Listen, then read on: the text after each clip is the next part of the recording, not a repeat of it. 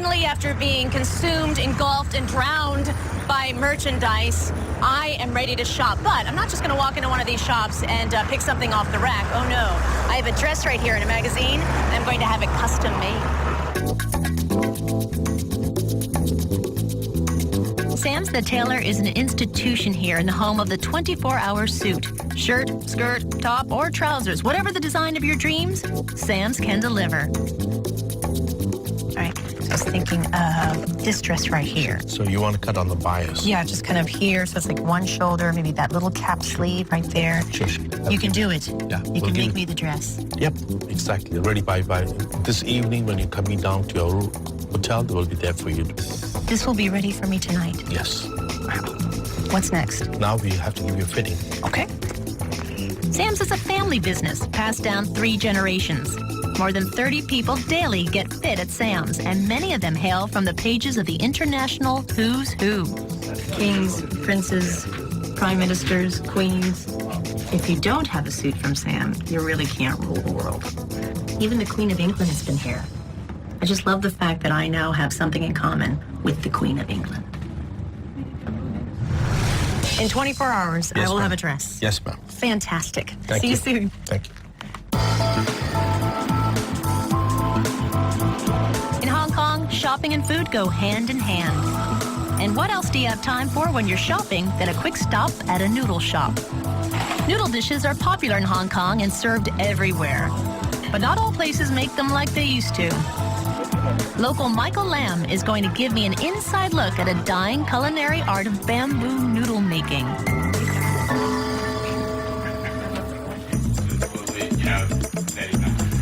Mr. Lau is one of only 3 people left in Hong Kong who is keeping the tradition of pressing noodles alive. He's been making noodles for his restaurant since 1956. And in the hopes of preserving this Chinese custom, he's introduced his son to the family business. Put the kids to work. That's what my parents always said. I may try? All right. So, how do you do your hands? Right? Come on. Oh, like this? Okay. It's good? How do you say good in Chinese? Good? Oh, say, so say ho. Ho. Ho. Ho. Ho. 好受力 Yeah, 啊！ huh? 好受力㗎，而家佢7咗斤啦呢邊。Master Lau say you good. Okay. All right. 得。 Okay, tala is okay. That's okay? All right. Yeah. So this is the bamboo, part of the bamboo pressed noodles. Yeah. My goodness. Still slightly at a loss as to what's going to happen next. Oh, this chair is almost 40 years. 呢個裝盒蛋嘅啫嘛，頭嘅。 Oh, it's a box for the Oh. eggs. So tell Mr. Lau the chair is older than me. 哦，師傅呢張凳仲年紀仲大過阿靚女啊！This bamboo use more than 20 years. I wish I could tell you what's happening right now, but I really can't figure it out myself. Bamboo pressing seems like a very labor-intensive way of making noodles. But Mr. Lau assures me that bamboo flattened noodles are superior in taste and texture. It's the last chance. You If I want to just try this. Yeah, you Oh, want okay. to try. It's the last chance. Can I just use my Okay, hands? people, basic. All right, so but I sit. Okay, I stand. 講你， Be fair. 飛你落去啊！小公主啊，唔得。 I go here, and I think he used his like that. Okay, right? And bounce, bounce, bounce, bounce. I'm hand pressing noodles with a bamboo that's 20 years old, standing on a stool that is older than me, in a tiny space. Just like dancing. 你都唔使到嗰度嚟。 I gotta tell you, there are moments in your life that you think the travel experience is amazing, and then there are other moments where you're like, what in the world am I doing? And this is one of those moments. Okay, bounce, bounce. 喂。 Mr. Lau seems to approve. But I wonder if us Westerners can really tell the difference. I've invited 2 expat friends of mine to taste the fruits of my labor. These are old friends. My husband and I met them in New York, and now they're here living actually in Hong Kong. Oh, I see. We're locals. Have you tried bamboo pressed noodles? I don't think so. No, I don't think so. All right, well, you're in for a treat. Remember me. Yes. Wow. Made the noodles we are about to eat. And the verdict? Yeah, it's really good. Excellent. I do like it. I like you said, the springiness that the bamboo imparts onto the dough. It just makes it a little chewier. Like I would just walk by this place, but each place has its own story. And to know that, this place, it's all about these noodles where tradition still is important. Yeah. I mean, you really are tasting a dying art. As evening settles in on Hong Kong, the streets don't settle down. I say goodbye to my friends because Michael wants to show me another Hong Kong institution, Temple Street Night Market. There's plenty of shopping, very loud Cantonese opera singing, and for the brave, a look into your future by some Chinese fortune tellers. But these fortune tellers are unlike any others I've seen before. So this is the one you recommend? Yes, Samantha, because it's something different to the other tarot cards and the other fortune teller. Mr. Jie. Hello. Because when you, if you want to ask some question, Yes. you need the birds to pick it up. And Mr. Jie will describe for you. Oh my goodness. Yes. So the birds will help me with my fortune? Yes. Oh, I love it. So I have a question. Yes. So I should ask him about it? Yeah. All right. Mr. Jie. I have a question about my future family if my husband and I are going to have children. All right. Samantha 同佢先生想有個 BB， 想問一問。哦，有個 BB， 係即係抽獎啊？係啦，抽支籤嘅，係咪佢抽一隻？唔係我放佢抽。好啊。The bird is taking its time, which is making me very nervous about my future. Believe me, I understand my clock is ticking. 可能嚟緊呢又本嚟佢講。Oh my goodness. Oh, it's number 3. Number 3. 1蚊啊！嗱，呢個係上籤嚟嘅。Oh, it's good. It is- oh, News. good. 上籤 we call, 好 yes. 嘅，正乖嘅 BB。 I have a good baby. I have a good baby? Yeah, we have a Excellent. good baby. Yes, that's good. All right. Congratulations. Well, I mean, not yet. But, who knows? Well, that's wonderful. Good job, bird. All right. Hong Kong, a city of many faces, where urban meets nature, east meets west, and ancient meets downright futuristic. My first impression of Hong Kong is that it is a city on the move. And even the sidewalks move. Why take a bus when you can travelate on the longest outdoor covered escalator system in the world?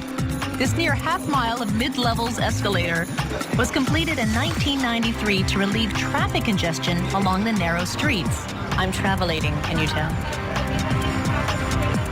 I'm meeting up with local journalist Nuri Vitachi, who wants to show me a couple of his favorite ways that the Eastern and Western worlds coexist. Hey, hello. how are you? How are you doing? Great to have you here. Thank you. It's so great to be We've got a here. lot to show you. Where are you taking me? Drop of rain, I think. I think we're going to need a ride. Okay. I think this should do for you. What do you think? Oh, wow. Well, all right, Nuri. Get in and get comfortable. Nuri tells me that there are more Rolls Royces per capita in Hong Kong than almost any other city in the world. The Brits do know how to make their mark on a place. Before long, we arrive at the famous and opulent Peninsula Hotel. After the British took over in 1842, the Peninsula became the preferred place for Hong Kong's British overlords. And here we are. Oh, thank you. This is the place to be, I think, for a my cup of tea. This is the place to be seen and be seen for many decades. And even after 8 decades, it still remains one of Asia's finest hotels. So this is definitely one of those hotels in the world that people speak with affection about. People love this hotel and what it means to the city it's actually in. Yes, this is the acceptable side of colonialism. It's a very Western style of hotel, and yet it's acceptable. Sitting here in this gorgeous lobby, you can't help but feel like royalty. And like royalty, Nuri and I take a step back in time when there was always time for tea. Thank you very much. Thank you. So here we are enjoying afternoon tea at the peninsula. So obviously there still is a British influence here in Hong Kong. Yes, that's right. That's right. When the British left in 1997, left the leadership of this place. Technically, it's always a good thing for a colonial experience to come to an end. But this is the only one I know of where the colonized people were saying, "Oops, do you have to go? Do you want to come back? Can we do this really slowly?" People say that Western-style freedoms and rule of law combined with Asian industriousness make a good mix. And you know, Feng Shui is very important here. And you can just feel the difference. We can feel what's called the yang energy, which is the energy of busyness of the sun. And here is more like what we call yin energy, which is moon energy. Calm, quiet. Yin is supposedly the female influence. Oh, of course. So it's calmness and softness, lack of harshness. Whereas out there, it's aggressive. It's a tough world. It's male. It's male out there. It's skyscrapers. The yin and yang of this city is apparent everywhere. After that delightful continental respite, we hit the streets. And it's no surprise that Nuri wants to introduce me to an ancient Chinese custom. We're actually under a sort of underpass, a large major highway, in a little dark corner. These little old ladies are called the villain hitters. Now this is a ritual called Da Xiu Yan, which means hit the small man. You ever wanted to hit a small man? I don't believe I have. You get to hit a small man. Da Su Yan, or villain hitting, dates back over 100 years to the Qing dynasty. It's an old Chinese form of sorcery from the Guangdong province, and it's often performed in gloomy places, like this underpass. It's really a way of getting rid of your enemies. Your enemies may be people who are standing in your way, or you can think of it in a more spiritual way. The lady bashes 5 small paper men with her shoe, then feeds it to a paper tiger, and then it all goes up in flames, and there, all that negativity is gone. I'm all about ridding myself of negativity. How much is it to get rid of your enemies these days? What's the going price? The last time I was here, it was 50 Hong Kong dollars, which is About $7 now? about $7. Well, that's pretty cheap. Therapy back in the United States is about $150 an hour, so $7, I'm there. Okay, she has these paper certificates of value here, which she is going to burn so that they'll be sent up to heaven. Anything that gets burned in this world will rise to the celestial realm. So apparently sometimes they do get up and wave the fire around you just to really release the evilness that surrounds you. But apparently I'm evildoer free. You're not evil enough for this. I don't have you. Exactly. Actually, you look so angelic. I can't imagine you ever having an enemy.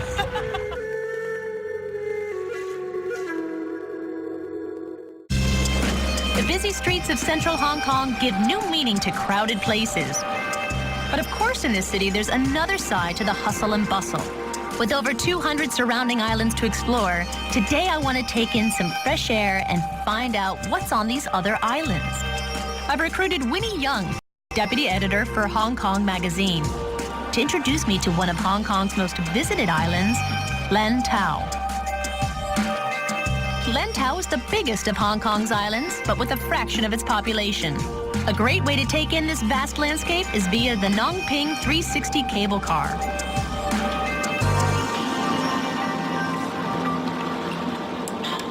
So Winnie, am I still in Hong Kong now? Yes, you are still in Hong Kong. Hong Kong is not just about like high-rise buildings and lots of people, but also, you know, the countryside. We have technically 263 islands in Hong Kong. Oh my goodness. And this is the biggest one you're on right now. Lantau Island. Yes. And what was this area before they started developing it? I mean, I see high-rises there. It's mostly just farmlands and fishing villages.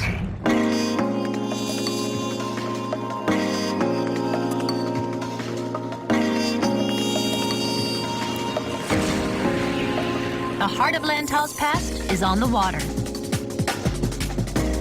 We are now at the other side of Lantau, which is a fishing village called Tai O. We're in Tai O. It's amazing. I've gone from, modern Mecca of Hong Kong Island to isolated fishing village, and I'm still in Hong Kong. You are in Hong Kong. I almost don't believe you. It just feels like we are in a completely different world altogether. Tai O is one of Hong Kong's original fishing villages. In its prime, it was a major trading and fishing port. So they're selling like a lot of like dry seafood over here. Okay. Take a look at this. Oh my goodness. This is it's what it is. It's the skin of a blowfish. It's a blowfish. Yeah. Oh. So Chinese people use a lot of this dry stuff to make soup. Okay. And supposedly they're all like a tonic. And a tonic. Yeah. So you drink it for your health as well. Today, there are still many fishermen who live and work in Tai O. Winnie has arranged a special meeting with one of the villagers. So we're now going to a fisherman's house where he actually dries his own fish. Oh, wonderful. Yeah. How old is this fishing village? It's been 300 years old. I'm looking at these mountains, undeveloped, this traditional way of life. I feel like I'm seeing Hong Kong in its original form. It is. Tai O earned the nickname of Venice of Hong Kong because of its narrow canals and waterway streets. Most homes are built on stilts, including Phu Kay's, a Tai O native. Samantha, this is Phu Kay. For the past 20 years, Phu Kay has bought his fish from Tai O fishermen, then made his living by drying, salting, and selling the dried fish to Tai O vendors. Every day, he guts, salts, and hangs over 200 fish. So, Sam, are you ready to skin some fish? I am. So, Sam, have you done this before? I actually have, Winnie. Have you? No. So you just drag this along and we're just Okay, getting all the- Okay. And it's just like fingernails start flying off. I once got a spa treatment that was very similar to what I'm doing right now, just right across the back, and it felt fantastic.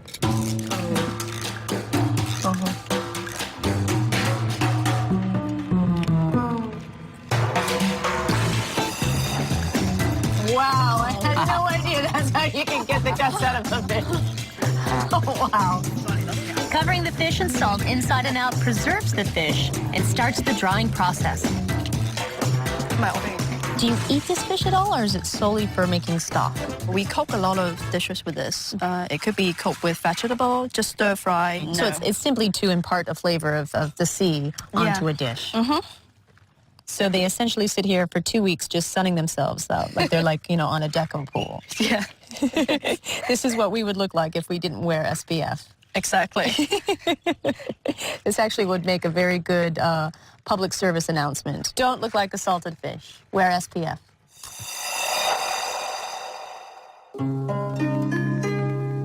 And just 15 minutes from Old World Tai O is one of Lantau's newest attractions. The Big Buddha, as most call it. Its official name is Tian Tan Buddha. Sam, here is the Buddha. Oh my goodness. It looks so much smaller from the cable car. Yeah. And here's this hike I thought we would be avoiding with that. Oh my gosh. Half of Hong Kong's population practices Buddhism, so this Big Buddha was designed to be a major center for the religion. This is actually the world's largest outdoor cedar bronze Buddha. That's quite a title it holds. Winnie and I are just two of the 1 million tourists to climb this statue every year. And although he's 500,000 pounds and over 100 feet high, it's all these steps that are taking the wind out of me. Is there a cafe midway? That'd be good. And I love these people who are just mocking our own pace. Totally. Youngins. I like how it looks like he's looking right at you, doesn't it? He's just kind of watching your progress, telling you, come on, you can do it. You can do it. You're almost there. Step 268, here we come. 2, 1. Wow. Oh, look at that. Yeah. And now we see what the Buddha sees. Yeah, exactly. That really is beautiful. Yeah. I love it. I've seen two faces of Hong Kong. The one where time never seems to stand still, and then this one where time has stopped. And linking them is just a tiny little cable car. I've left Hong Kong's busy streets and ventured into the mountainous islands surrounding the city. The new territories make up an area twice the size of Kowloon, Hong Kong Island, and the outlying islands combined. As a weekend getaway, it's the yin to Hong Kong's yang. An hour-and-a-half junk boat trip takes me to one of Hong Kong's most picturesque beaches. But I'm not coming out here to lie around. I want to get my heart rate up with a Western sport that's popular here, rappelling down one of the area's stunning seaside cliffs.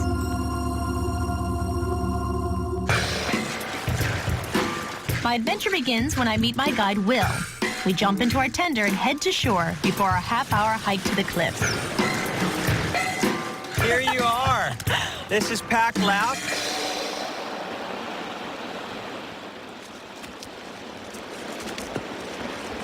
I love this being within the woods and yet still hearing the crashing waves. Good. All right. Oh my gosh, look at that view.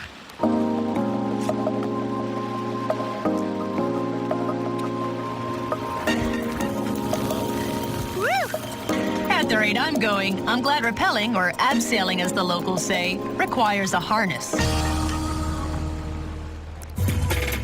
Okay, here we are. Have we made it? We finally made it.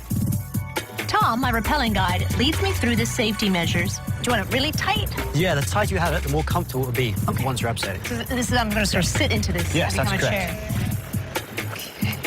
Oh my gosh. So is this it? Yes, it is. Wow. Oh, that's quite a drop. It's like you've got the rocks that I could crash on, or the pounding surf could take me away too. It's just many options here.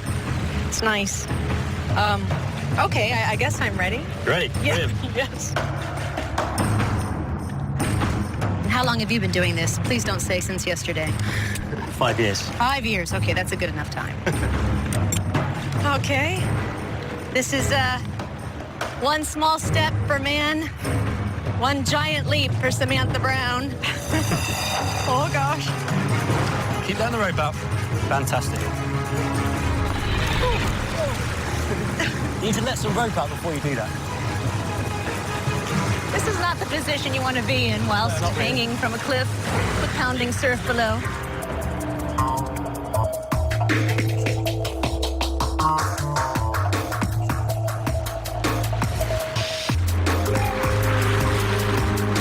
Now I'm finally getting the hang of it. Woo! Good job. Oh, great! Now how do I get back up? As I head back to Hong Kong, I'm eager to check out a more traditional Chinese sport. So Will leads me to the port of Sai Kung, where I meet up with the Dragon Challenge Club, one of Hong Kong's competitive dragon boat teams. Dragon boat racing dates back more than 2,000 years. It's at the heart of many Chinese festivals, bringing communities together to defend their honor on the water. Hi, June. Hi, Samantha. Samantha, nice to meet you. Hello, how are you? Ancient tradition combined with today's zeal for exercise has embedded dragon boat racing deep within the lives of many Hong Kong locals and expats alike.